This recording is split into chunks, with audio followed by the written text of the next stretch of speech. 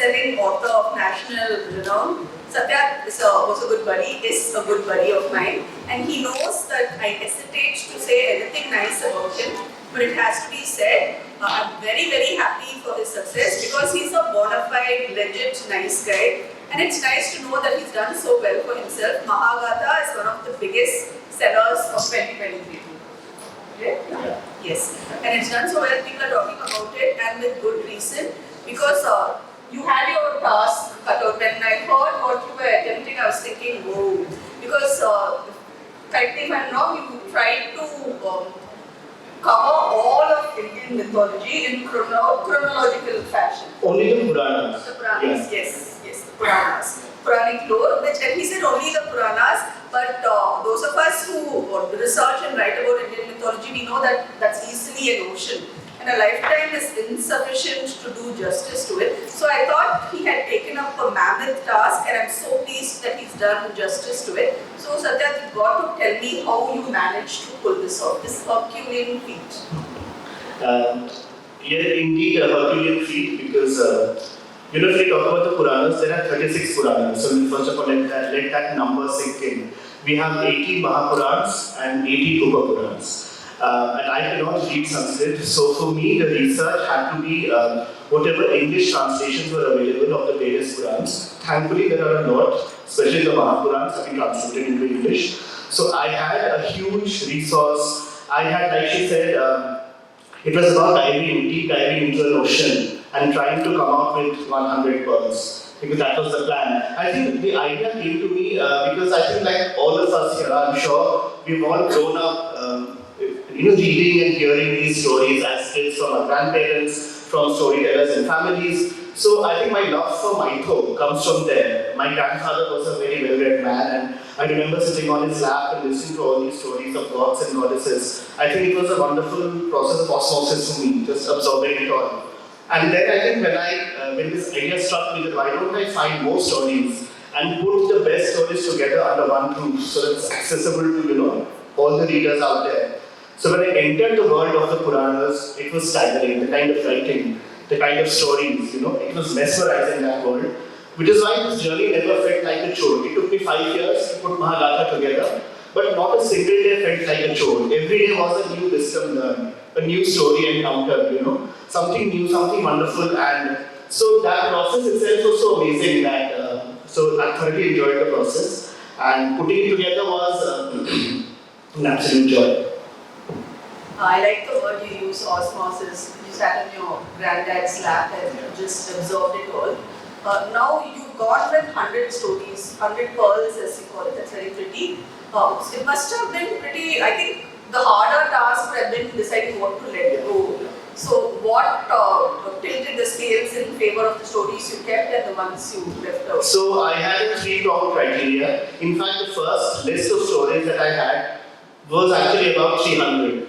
So to narrow it down to 100 stories, you have to have some sort of a filter that I had to create. So I had a 3-pronged criteria. One, that the story itself had to be interesting. No matter what the story is, it should engage you and it should hold on to you even long after you stop reading that. It should linger on in your mind. That was important because stories have to be fascinating to engage readers. Also, who were the characters involved? The gods, the goddesses, the demons, the kings, the sages. Who were the dramatis personae of that particular story? That for me was also equally important. Also, if there were some lesser known stories that deserved a wider audience. Because so much in the Puranas, there are so many stories that I had never heard of. And I could safely say that none of us have ever heard of. So that discovery, that this is a story that needs to be put out there for people to know, that I think was amazing for me. Like if I give a small example, one story that a lot of people have fallen in love with, the story of Swaha. How many of you know the story of Swaha? If I were to ask, show of hands. Okay, one person in this entire auditorium. So it is a story that needed to be told. So what happens is that one morning, all the gods come to Brahma and they say that we have nothing to eat. We are famished, we have nothing to eat. Brahma says, how is that possible? I have created a very proper symbiotic system where when you have yajnas on earth, whatever offerings are put in the fire, those offerings reach the gods and that is your food. So how come you gods are hungry? Agni comes forward and says, I'm sorry, I don't seem to have the agency to make the transfer possible from earth to heaven. So I am the one who's making it impossible. Brahma had no idea what to do. He scratched his 3 heads. Then he invoked Prakriti, Mother Nature. Prakriti provided a goddess. And Brahma said, from now on, you will be the conduit. You will be that cosmic channel through which that transfer would be made possible. And he says, what has Prakriti named you? And the goddess replied, my name is Swaha. And so Brahma said, from now on, whenever there are yajnas on earth, every line, every mantra should end with the word Swaha. Only when the word Swaha is chanted will that food reach the gods. Which is why I'm sure we've all heard in every yajna, in every home, havan, something Swaha. And so Brahma made that a cardinal rule that any mantra that is chanted without the word Swaha is like a man without knowledge, is like a serpent without venom, is like a tree without fruits. So ultimately, Swaha and Agni married, and they are now formally and forever united. So for me, what is brilliant about the story is that how the Puranas always see the goddess, the feminine, as this nurturing and nourishing agent. Throughout the Puranas, that is how the woman is seen. That is how the sacred feminine is seen. I mean, imagine these macho gods standing completely helpless and hungry. You know, it becomes a matter of survival. And then who steps in to help them out? A woman. That I think is amazing. So many stories like that. It's a very cool story. And I think my biggest takeaway from that story is when a man can't step up and get the job done, a woman naturally has to step in. And it's a recurring theme in Puranas because they say Shiva is Shava, a corpse without Shakti. And same with Brahma. Brahma is also impotent when it comes to creating without Vagdevi or Saraswati. Absolutely. Even the churning of the ocean, it was done so that Lakshmi could come from the ocean and it could, because heaven had been cursed. Durvasa had cursed Swarga, that everything will rot, everything will lose, gold will lose its shine, and fruits will not bear trees. So they wanted Lakshmi to come and reinstate Swarga. Or when you have a Mahishasur, only a Durga can kill. You know, so all the forms of the gods come into one. It's very fascinating if you see. When it comes to the male gods, you have Brahma, Vishnu, and Mahesh as the Trinity. You know, one is the preserver, one is the creator, one is the destroyer. But when it comes to Durga, she has all the powers. So it's like one man cannot handle all the powers. You need division of labor there. But if it's a woman, all the powers come together. She can cater it all. So that kind of, or when there is a Rakta beach, it can only be Kali who can destroy him. None of the gods can do that. So the way the women have been celebrated in the Puranas, that is fascinating. Not to say that we also don't have the other end of the spectrum, where a Vrinda will kill herself because she has been defiled. So the notion of purity also exists there. So even that aspect is also there. But by and large, the women have always been celebrated as the nourishing and the nurturing agent.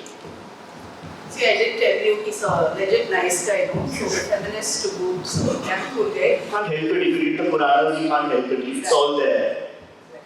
And now we were talking, I mentioned the chronology which you attempted. You attempt to take the reader across the yugas from Satya to the beginning of Kali Yuga. Yeah. And again, that must have been very challenging because the way I say it, Indian mythology doesn't have a very linear, straightforward notion of time with a start, beginning, a middle, and an end. It's more cyclical, right? No beginning, no middle, no end. So I was wondering how you made your way. I think we talked about it once before. How did you make your way across this very naughty problem and arrive at a chronology for these events? So the only reason I wanted to do it in a more chronological way is because I wanted you to feel like I'm taking you on a journey across the yugas, you know. So you start with the creation of the universe. Every Puran begins with the creation of the universe. Now, those Purans dedicated to Brahma will say Brahma created the universe. Those dedicated to Vishnu will say Vishnu created the universe. And those dedicated to Mahesh will say Mahadev. No matter who the principal god is, but it is always creation is the first chapter in every Puran. So I wanted that chronology to be as if it's a story unfolding before your eyes. You start with creation of the universe, how the gods come, how Brahma comes, how Vishnu comes, how Shiva comes, how all the goddesses come, then how first man is created, how the earth is created. So it's like a wonderful journey Which is why we call it the book Mahagatha. While there are 100 gathas together, they're making one Mahagatha. Also, what I discovered when I was reading the Puranas is how no story, no event is a standalone event. Nothing that happens in our universe, in our Brahmanda is random. Every story, every episode has connections both in the past and in the future. So, I mean, to give again a very small example, we all know about Kansa and how Kansa killed the sons of Devaki. The 6 sons of Devaki were killed until Balaram and Krishna were born. Now, we know that in a standalone story that because Kansa, it was predicted that Devaki's son would kill Kansa, he did what he had to do. But I did not know, and did you guys know that way back, the Kansa story is Dwapar Yuga, but way back in Satyuga, there's a story of 2 sisters called Diti and Aditi. Aditi's son is Indra, and Diti's son are the Daityas. Now, because the Daityas were being killed by Indra, so Diti talks to her husband Rishi Kashyap and she gets a boon that I want a son who can kill Indra because he's been killing my sons. She's given that boon and she said that within 1000 years a son will be born and once he's born, he will kill Indra. Indra finds that out and Indra has always been very insecure about losing his throne. So he enters the womb of Diti and he tries to destroy the fetus. He splinters that fetus into 7 pieces. As a result of which, that son never gets to, he's never born. So Aditi curses Diti that the way you being a mother yourself, you butchered my son, my fetus in my womb. A time will come when you as a mother will stand helpless and in front of your eyes, your sons will be killed one by one. And Diti is born as Devaki. So these connections, past and present, suddenly you realize that, so what Mahagatha does is that it basically zooms out and gives you a more holistic view. What you might be seeing as a standalone story, suddenly you realize that everything has a past and a future. There are past connections, future connections, and our Brahmanda works like that. Everything is karmic. It's all about, cause and effect. Which is why again the structure had to be chronological. So if you know the story of Aditi and Diti, then you will realize what the story of Devaki means in Dwapar Yuga. So that connection for me was very important. That was beautiful, the interconnectedness of all in existence, irrespective of your origin.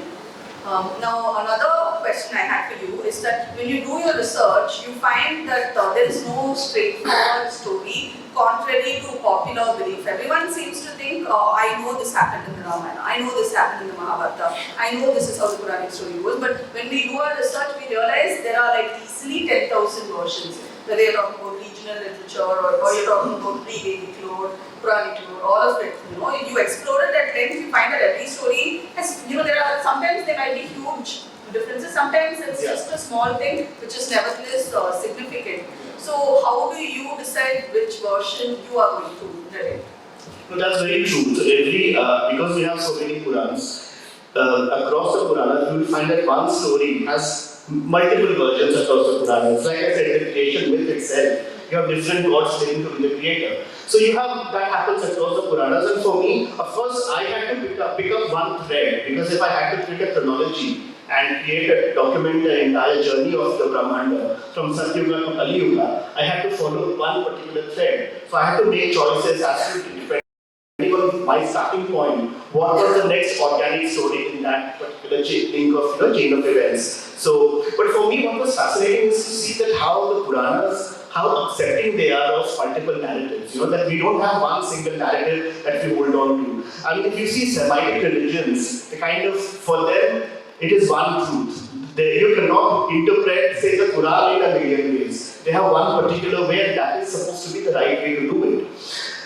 In the Puranas, in Hindu literature, that is the exact opposite. You can have millions of interpretations of that one particular event.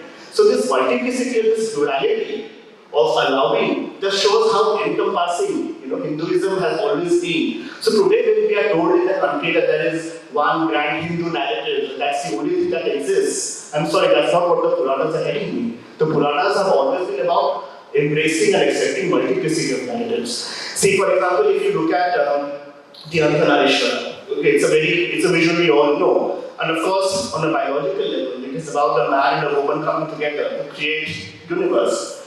But when I look at that imagery, I see something else. I see that if you have one narrative, you have to have a counter narrative. And only when the two come together can there be a third and a new narrative. And that is how you evolve.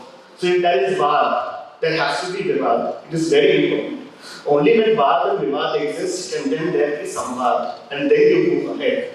So that has always been the Hindu thought. So let's not get swayed by what we have been told in the country today to stick to one great. There is no one great truth. When Devdutt writes my Gita, that is because he had interpreted the Gita in his own way, and we can do it in our own ways. That has been always the beauty of India and our religion. So let's not forget that. That's very important. I'm really glad you brought up this point because it cannot be stressed enough. Because I think human beings are the only species who kill each other over stories. Not for food, not for survival. We literally kill each other in different parts of the world. We're not different. You know what's happening in Gaza today as we speak, and in India we have, unfortunately, despite what this treasure trove of wisdom that has been handed over to us from generation to generation, it's still a very dicey, hugely problematic issue. So it can't be said enough that somebody else's story is every bit as legit and valid as yours. Now this one is from me. I was curious because see, when you're doing research or when you're writing, there's always that mind-blowing moment when you think, oh my god, I never looked at it this way. One particular story sort of like it's gobsmacking, right? So I thought you could share with the audience here a particular story which you're partial to, which sort of just blew your mind. I think I have had my mind blown 100 times because of every story is a mind-blowing story.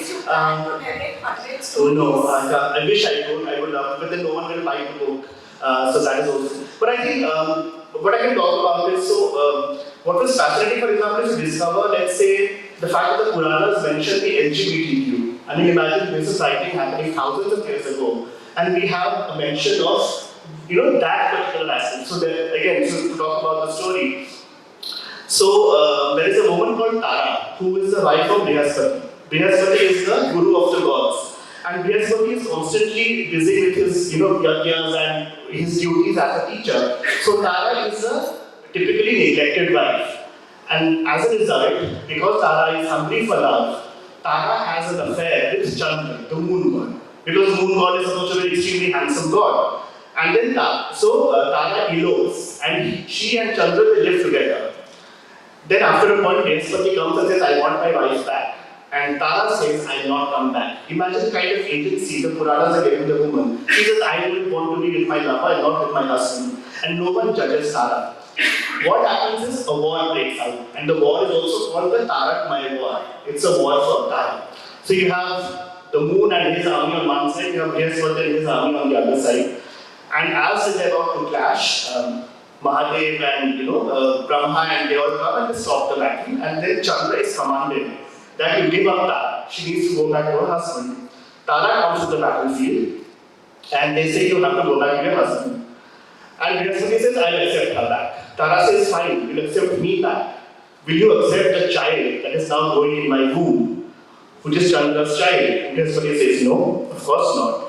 But the gods decree that since you are the husband, it doesn't matter whose seed is germinating in Tara's womb. You have to accept this unborn as your son. Being commanded by the gods, Brihaspati has no choice. So he accepts it. But he curses the unborn child. And he says, I curse this fetus. You will grow up to be a neuter. You will neither have a male gender nor the female gender. You will be a neuter when you are born. And he is born as Buddh. His name is Buddh, whom we know as Mercury, the planet Mercury. So Buddh has no gender. Another parallel story happening in a different part of the country is there a king called Sudyumna. He enters a forest and realizes that he has turned into a woman. And as he stands completely flabbergasted, Mahadev appears. And Sudyumna asks, what has happened? Mahadev says, this is a forest that I have enchanted because this is a love spot for me and Parvati. So I have made sure that whenever any male person enters, he should not see Parvati in that state. So I have made a magic here that any male who enters will become a female. So Sudyumna says, but I am a king. My country needs me. I cannot turn into a woman overnight. So Mahadev says, I will modify my curse. You will remain a man for 1 month, and the next month you will again become a woman. So you give alternating between male and female. Now on one hand, we have Buddha, who has no gender. And on the other hand, we have Sudyumna, who has both the genders. He is, as a man, he is Sudyumna, and as a woman, he is Ila. Both and Ila, man. These two beings come together, and from them comes the Chandramouli dynasty, in which later on we have Krishna taking birth and the Pandavas and Kauravas taking birth. So imagine this kind of writing in the Puranas, thousands of years back, they're addressing these issues. So your mind has to be blown, right? Can't help it. Actually, it's very cool that he picked this particular story has personal relevance for me because I'm Anuja Chandramouli, and the story I've heard, slight variations. It all happened because your ancestor, Chandra, and his naughty ways. I'm more humble than that, but in my version of the version I'm going with here, the one I read, when this war is fought between the Devas and Asuras, Chandra is judged very harshly by the Devas, who feel like, dude, you can't screw your guru's wife. You put us in a bit of a sticky mess. So Chandra was judged very harshly, and they're all out to kill him. But the three worlds cannot do with Chandra. And that's when Mahadeva shows up on the scene, and he places Chandra on his matted dogs. In dance, we show the parade. Chandramouli, Chandrasekhar, these are the names of Shiva, because he said none of you have the right to judge Chandra. Because his was a crime, not even a crime. What he did for love. And he rescued a damsel in distress. So therefore, I place him above all of you.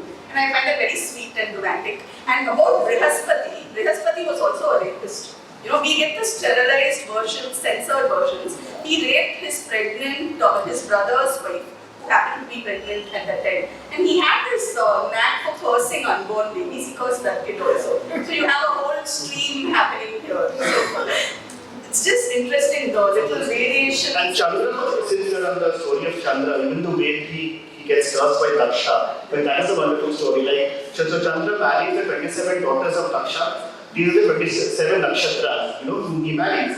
But all his heart belongs to only one particular nakshatra, Rohini. So the other 26 feel extremely neglected. So they complain to Daksh that your son is only not loving the rest of us. And Daksha talks to Chandra, and Chandra says, I can't help it. I only love Rohini, I can't help it. So Daksha curses Chandra that since you are so proud of your beauty that you do not heed the words of the elders, I curse you that you will lose your beauty, you will start turning dark. And it starts happening. The Chandra starts going darker and darker and darker. And then he says, what do I do? Then Brahma tells him, go to a particular sea coast and you start worshipping Mahadev. He does that, Mahadev appears, and Mahadev says, I can't completely remove the curse, try and modify it. I think half of time Shiva was only modifying curses, half the time.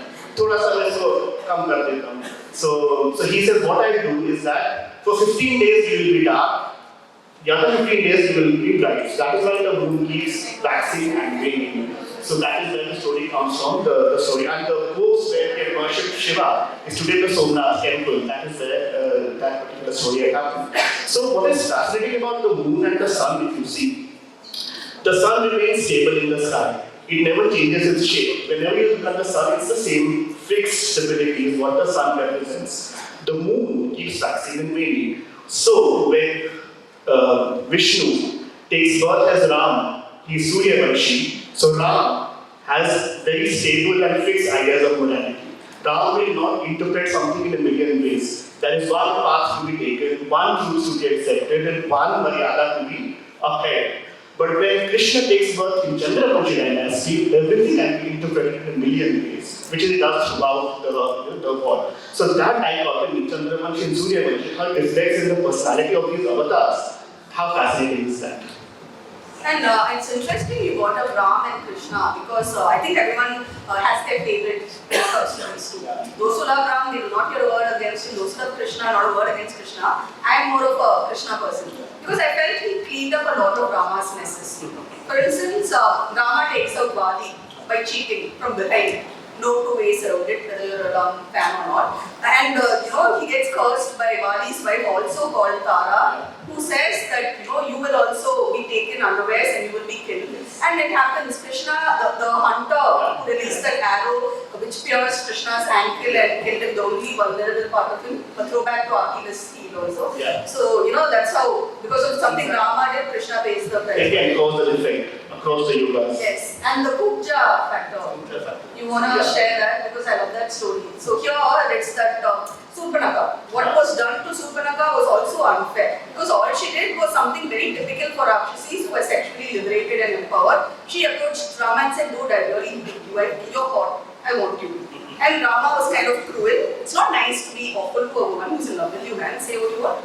But and they actually chop off her breast and her nose. Lakshmana does it, and so it was being decreed that her desire was legit, and so she takes birth as Puja, and they say that Krishna fulfilled her desire because feminine desire is also legit. But there's also another version which says Manthara was reborn as Puja. Even that version is also there. That is why both are hunchback and they're both cured. So in both other version.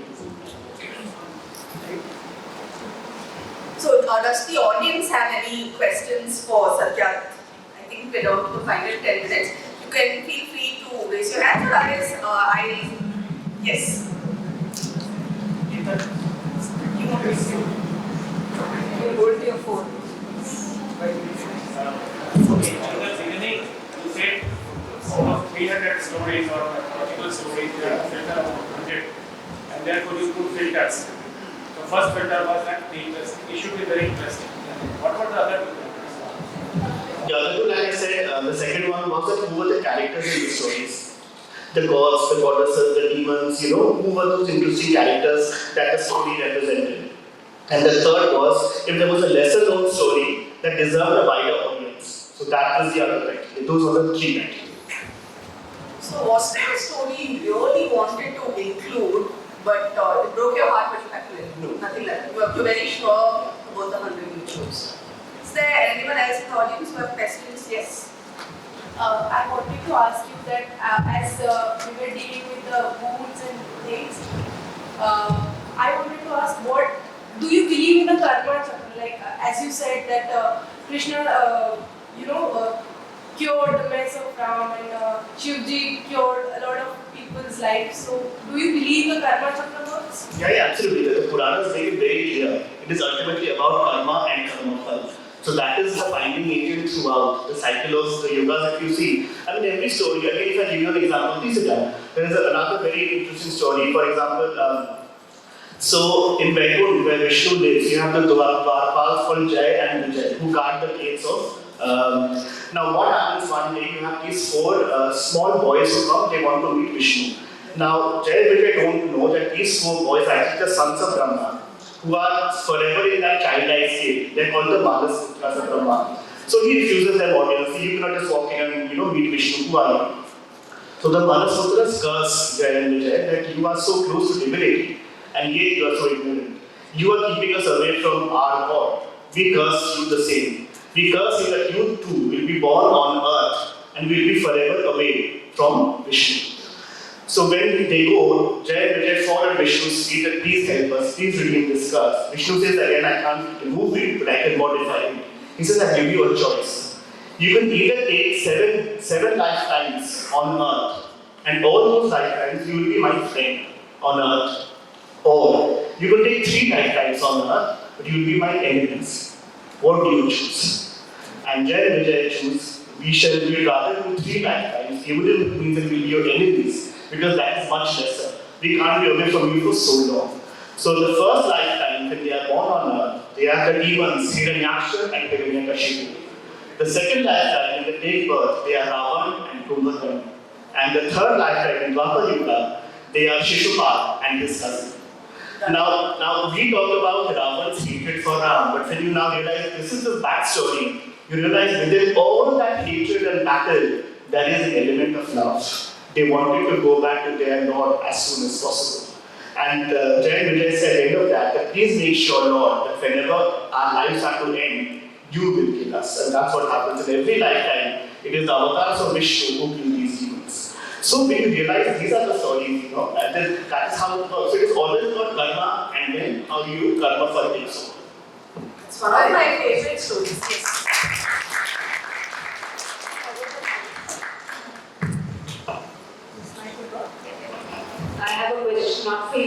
the audience.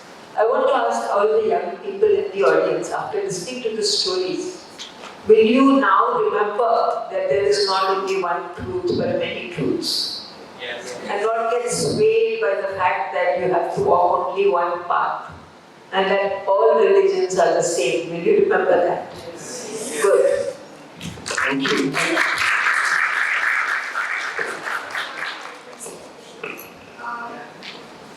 As in Dwapar Yuga, Ram took the birth to kill. Ram took birth in Treta Yuga.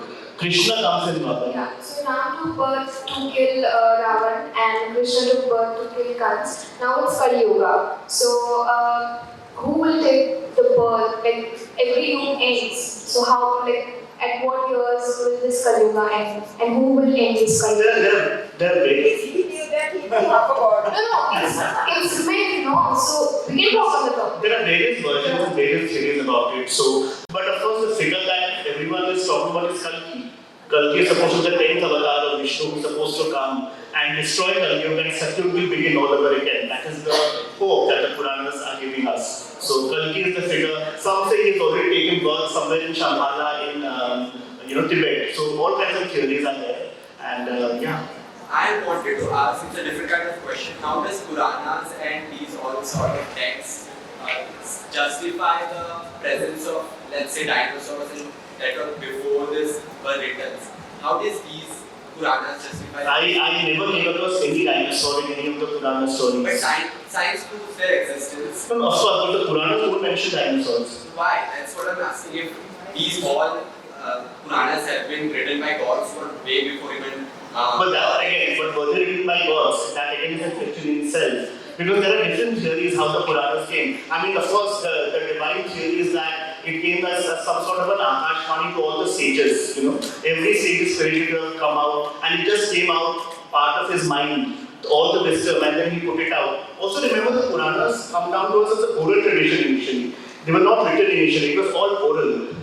They were composed much later. If you look at the timeline of the text, the Vedas come first, then the Upanishads, then you have Ramayana, then Mahabharata, and then the Puranas were written. The Puranas are fairly late. They were composed some 500 years back. It's as late as that. So, and a lot of it is to do with that kind of. So, who wrote the Puranas, from where it came, we don't know. There are no scientific answers to that. There can be many theories. Puranas are also drafted and written over centuries. So what you have right now, the copy, it might not even be the original Puranas that we had when it actually was written down. Because it has been constantly edited and drafted by many scholars across centuries.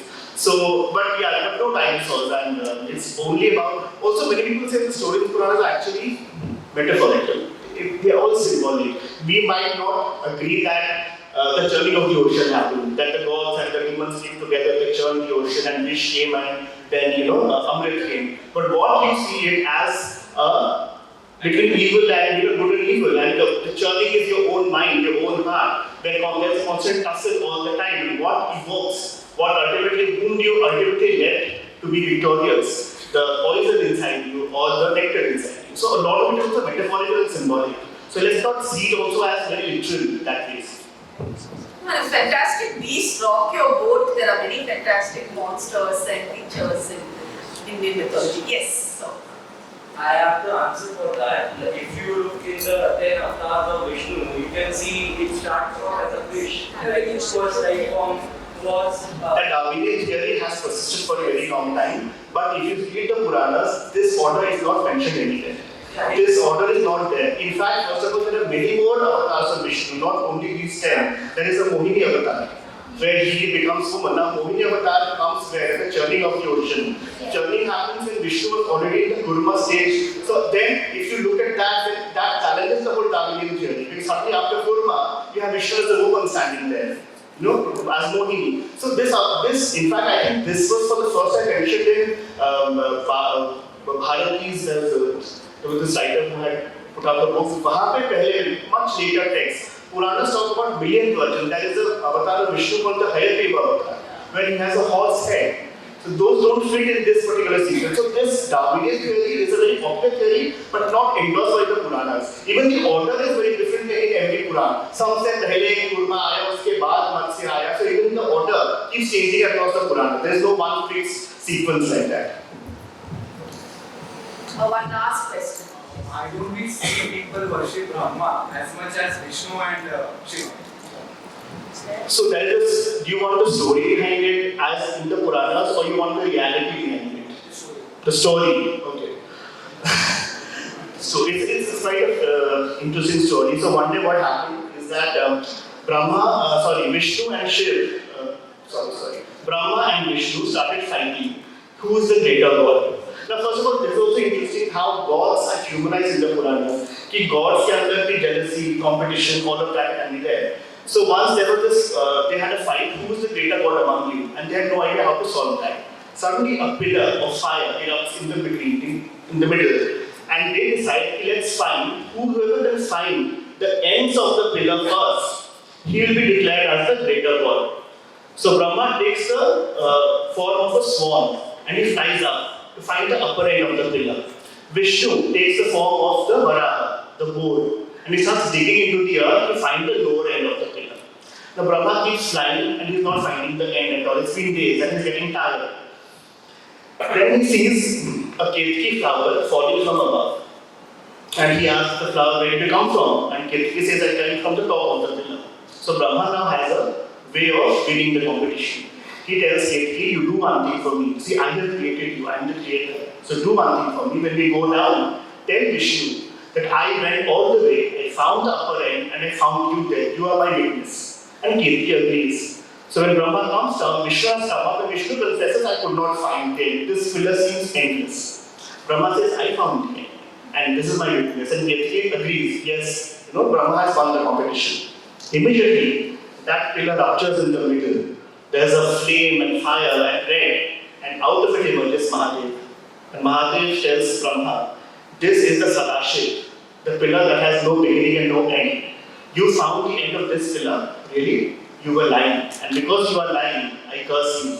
And then he says it's not even a curse, because you lied because you have the fear of losing. And a God whose heart is full of fear, how will you remove the fear of other people if you yourself are afraid? So he says from now on, you will not be worshipped on earth. And then even the Ketki flower is cursed that you will not be offered to me in any of my worship. So that is the story why Brahma is not.